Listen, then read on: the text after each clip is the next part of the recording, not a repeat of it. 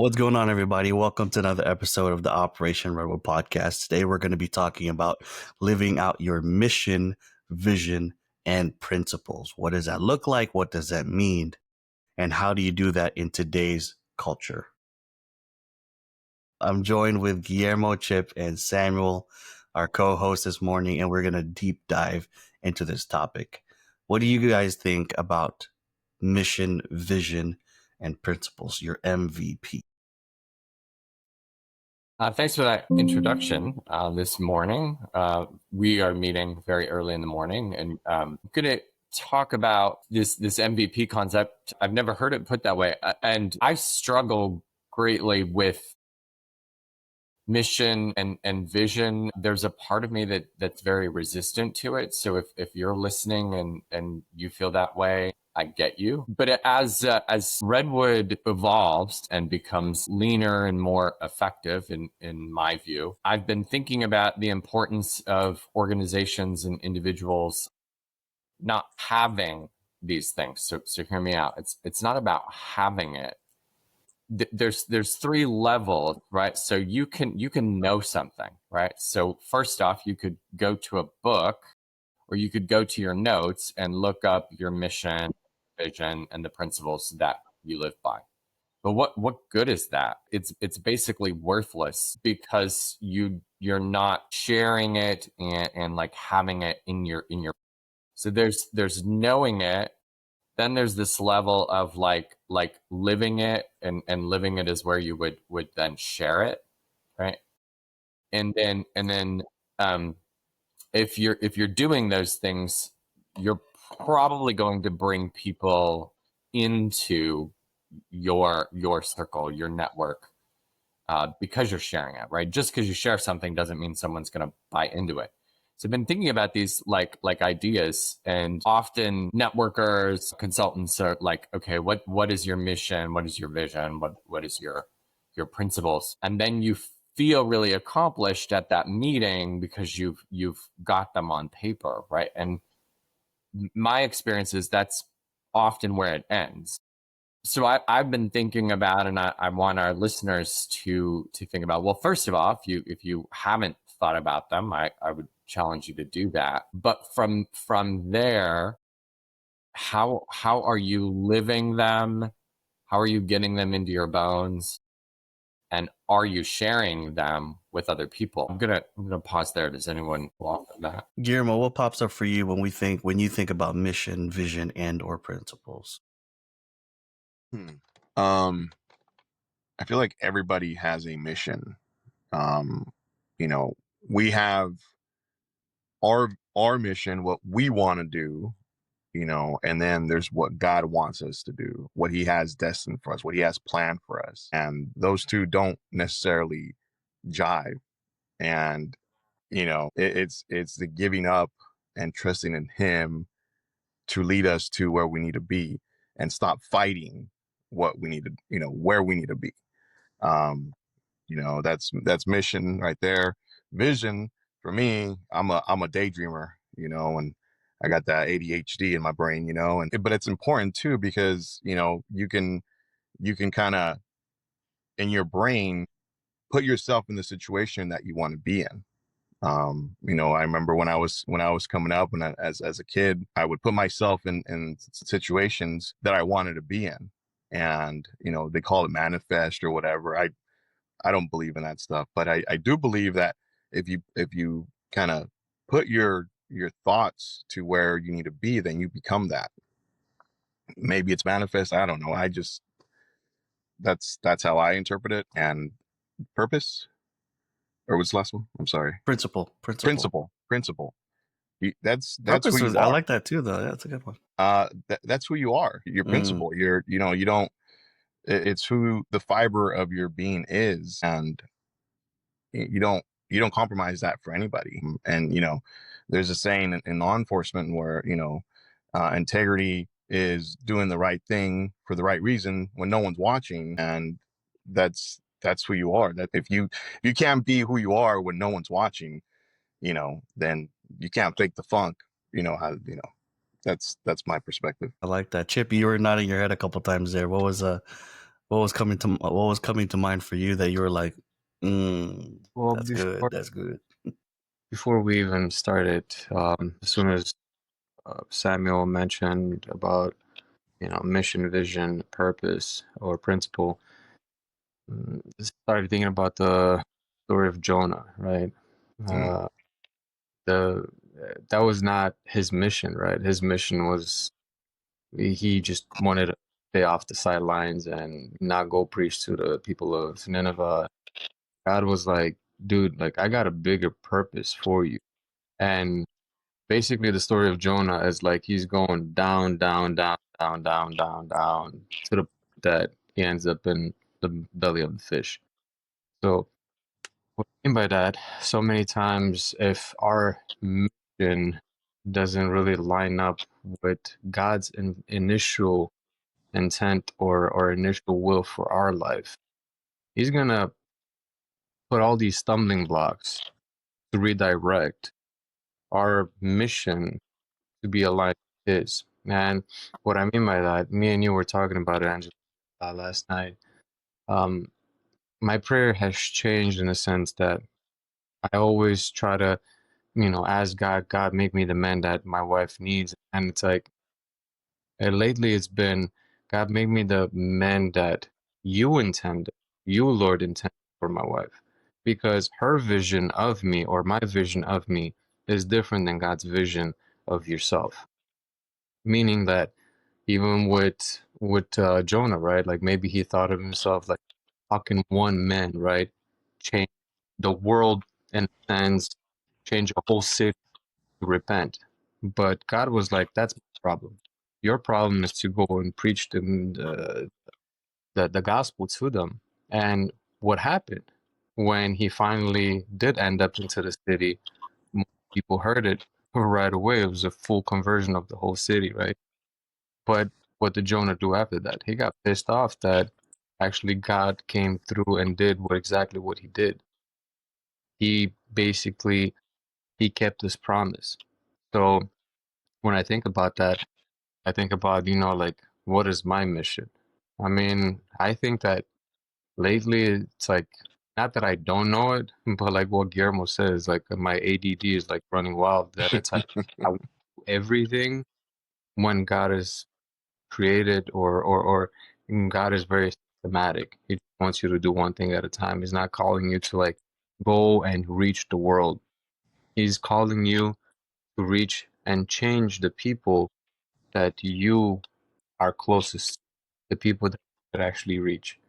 Mm-hmm. It's a beautiful thing to have a goal in mind or a mission in mind to be able to like reach people globally and be, the next star or the next big thing. But my mission, I feel like it's keeping my integrity, keeping my identity pure, Yeah. and by doing that, somehow allowing God through me, through His vessel, to reach wherever He needs to reach. And it came full circle, right? Like at the end of week that we did, we gained a few people in the sense that, and it's not necessarily anything I did. I know that it's God doing something through the vessel that He created, which is all of us. So yeah, my mission is making sure that I am attentive and I am present with the people that I have right now, right here, with me. I don't know if I could reach anybody else, but I know that God had a purpose in allowing me to be blessed with people in my life that, desire to know Him more. And if I can do anything or if I can be of any help in God's kingdom, all more glory to Him. So that's kind of like a little bit of the mission and the vision. I like that. I really like that. Everyone's answers are so good on it. I've actually, when Samuel first pitched this topic, a couple things came to mind, right? Initially, I saw things as separated: mission, vision, principles, and purpose. I think there's something really similar with principles and purpose, but on another end, I actually just wrote it down as you guys were talking. I think mission is my thing. Like this is maybe what I'm called to do, but it's my mission, God's vision from where he's calling me to go. And then my mission is to be obedient to that. Yeah. And the principles and purpose are my daily things that and are the daily standards that I hold myself to meet that mission and vision. And I'm gonna riff off that. Were you finished? I don't want to. No, go. Okay. So what this gets into for me, I want to tie something into individually and and this group, because I think it's important to keep letting people know who we are and what we stand for. It's at least important to me. So if it's boring you, I apologize. Redwood has been established to restore manhood, to rebuild families, and I believe that those two, and Angelo, you might feel a little differently about this, but that those two are going to ultimately lead to rescuing kids. So if manhood is restored and we are treating our families the way we should be, I just see this progression. And why I'm bringing this up is that then the principles, like how we live this out, are these.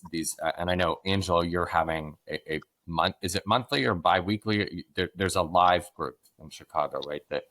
And then we're doing these podcasts, and then there's also a monthly live Zoom group. But go ahead, Angelo. What's the live? Yeah, you're right. What we've been doing is we've been doing this for 2-3 years now, something like that. Redwood's been around for that time, and in that time, it's funny, we were just talking about A/B testing.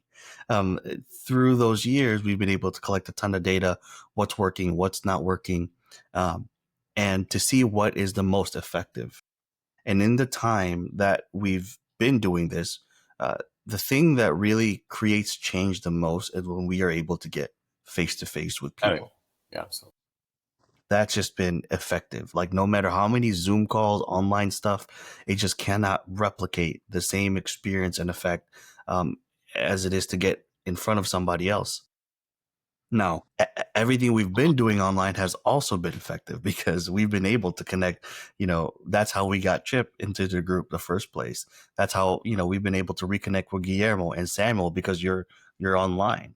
So there's still a place for this online ministry portion. We've just been like, okay, what are the heavy hitters that are going to move the needle the most? So what we've done online is, we've partnered up with the church, and it's a hybrid of like a men's group and what we're doing with Redwood. And that is kind of like, that has its own rhythm of, 8 to 10 weeks of in-person, and then we'll move to a monthly until the next time we run another 8 to 10 weeks every Saturday morning or whatever. Part of the reason why we've taken Redwood from a weekly men's group into a monthly is just so that we can allocate resources to the things that are really, really moving the needle. These, it's no lie, right? Wednesdays are when we do the men's group calls. Tuesdays when we have our leadership meetings. Every man in here right now that gets invited to these Tuesday calls is a leader in Redwood and or a board member on the nonprofit side.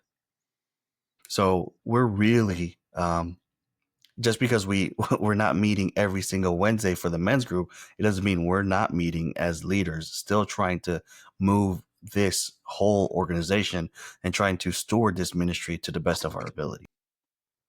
Thank you. So I'm going to go off this. So if this group has this mission and vision, and then we've described some of the principles, and thank you so much for going into that, because some people, including myself, like struggle. Well, what does that all look like? What does that mean? So here's a little bit of what that looks like for a group.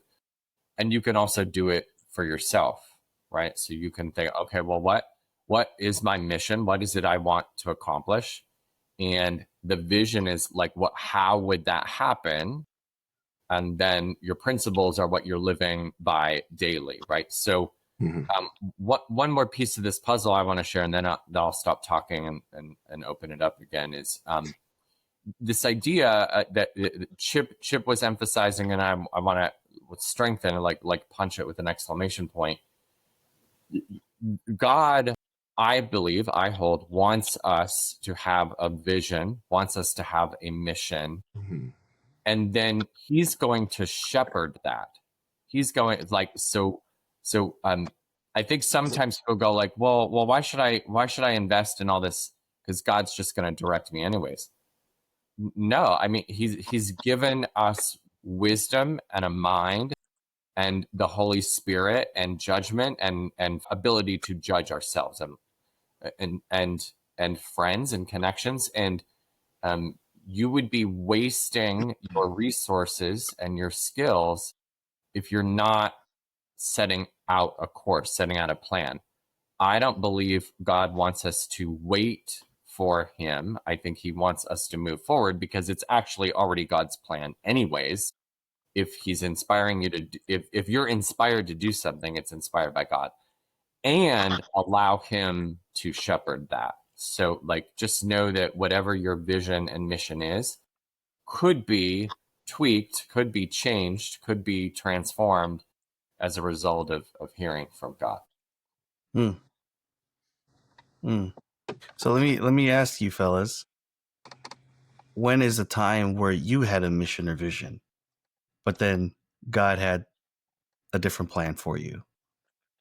Yeah, everyone here's like, oh gosh. Oh, I could go off. It's like my mission in college was to become as rich as possible. I had no intention of marrying. I wanted to be a bachelor because I would make more money that way. And I was going to live in a penthouse above Central Park. That was my mission and vision. I was going to work either for a public relations company or an advertising. It didn't turn out that way. Yeah, I'm like, not quite. Not quite. Not quite. How about you, Chip? I mean, it's same lines, right? But it was more so how gonna get married quite young. I mean, even though like I was always telling myself I'm gonna get married around 32, 33, nothing sooner. But my ex prior to my wife came along. I thought like this is it, and somehow I'm gonna end up I don't know somewhere else. Plus like she was from a different religion, and dad just took a whole new different journey that I did not anticipate. But thank God that through that he has taught me some things that even till this day I'm still in awe moment. So many times when I think. Guillermo? Yeah, I think same as Samuel. When you grow up poor, you have the appetite for a lot of material things, and so I mean, yeah, that was the plan.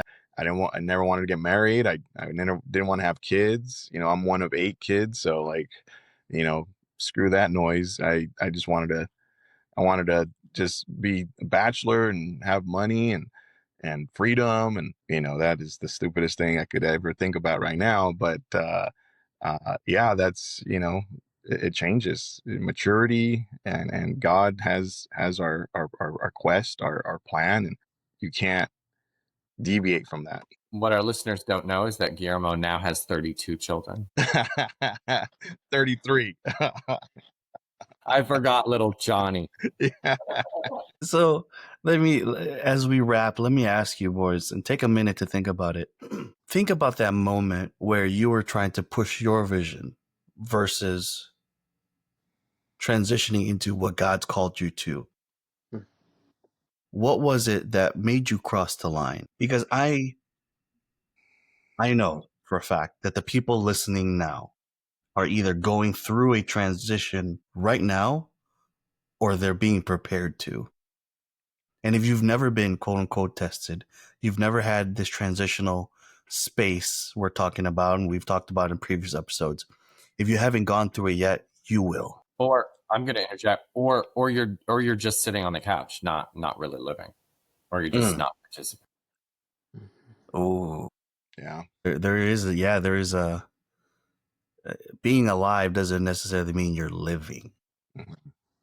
You're just merely existing. Mm-hmm. So as we wrap, I want to give you boys a moment to go back to that time when you were transitioning. What was it that put you over the edge? I'll start and say, like, I think they're progressions, right? So like I don't have any regrets about wanting those things when I was 20. That those were very 20-year-old ideals, and God transformed them as life moved forward. So I don't see a life altering shift for me. It was more of a progression of listening to God's voice. So it was a smoother transition for you. I would say, I mean, I can look back and go like, there was this moment, but they were just all part of the process because I did have a vision from the beginning. Now, it's not what God had in store for me today, but I'm still thankful because I think some people go like, oh my gosh, what if God turns me into a missionary, but my vision is this, right? Well, it's all going to be a part of the plan, and if you're going to be a missionary, it's going to be something God prepares you and wants you to do anyways, Mm-hmm. or at least you'll end up liking it. Let's put it that way. Yeah, I agree with Samuel. It was not a earth-shattering moment. It was more so just life and, you know, uh, a progression, an evolution of things. It wasn't like, I know, like Angelo, yours was pretty earth-shattering, um, but Yeah, you were it with me. was You were with me that whole time. Yeah. yeah, it was a slow progression, and I never got it right. I am still not doing it right. No one's perfect, so um it was a slow, no, this is what I need to do. And listening, praying, understanding, like this is where I need to be. How about you, Chip? Well, I have a similar experience, like with Angelo, uh, and whoever's listening. I just don't want you to give up so easily because there's time, and don't want to take too much time. I'm gonna try to do it as short as I can, but basically, God had to empty me in order for Him to fill me up. And what I mean by that, I couldn't come to God with all my bag, and not when I say like, He couldn't put anything more on top of me because I was already overloaded. So He had to strip me little by little of the things that it was either the consequences of my own actions or the things that I was carrying. And what I mean by that is it was a really painful process because the change, that's why I feel like, in my opinion, men tend to run from change because they know not only it requires, an action from them, and the couch is too comfy to get up from it, but it also, there's a friction, there's, some heat, and all of these things put together, like in visual terms, right? It's not comfortable. And to give you a little bit of more graphic, I mean, it got so bad for me that even walking into my parents' house, like, they had to hide anything of value because I would steal upon it and, do things in order to get that edge fix or whatever. So he had to basically take all of that away from me. And it was painful because I was in a room contemplating, like, and analyzing my life and seeing that I was, again, now looking back, of course, I was given into the enemy's whispers and feeling like I was worthless, like I had no value. But Christ reminded me that on the cross, he stretched out his hands and he said that I came for you because salvation is personal. Our relationship is personal. So apart from the world, he called me by name, just as he called you by name. So it is personal. So um, I not only took it personal from the enemy, right? I took it personal from the God, and that transition and his mission started to be more clear in my mind. So all I could say is just don't give up. There's time. Sometimes we try to do things what people have accumulated for 30 years. We're trying to do it in 3, and which is sometimes is not possible. You can't put that pressure on you because time is precious. Time we can't make more of, but time is God's given, and it's a gift. Mm. As we wrap, I think I appreciate you guys sharing these insights. And as we wrap, there's this image that came to this mind, right? We're at the top of the cliff, and there's you got to go down into that next season. And most of us are like, well, if you're obedient and you want it to be smoother, you realize there's a staircase that actually leads down. Some of us just jump right into it, like, all right, God, I trust you 100%.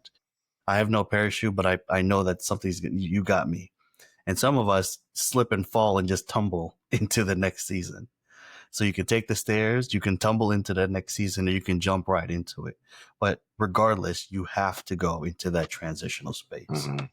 So I appreciate you, gentlemen. Thank you for sharing your wisdom, your stories, and I'm looking forward to connecting with you boys again. Thanks, guys.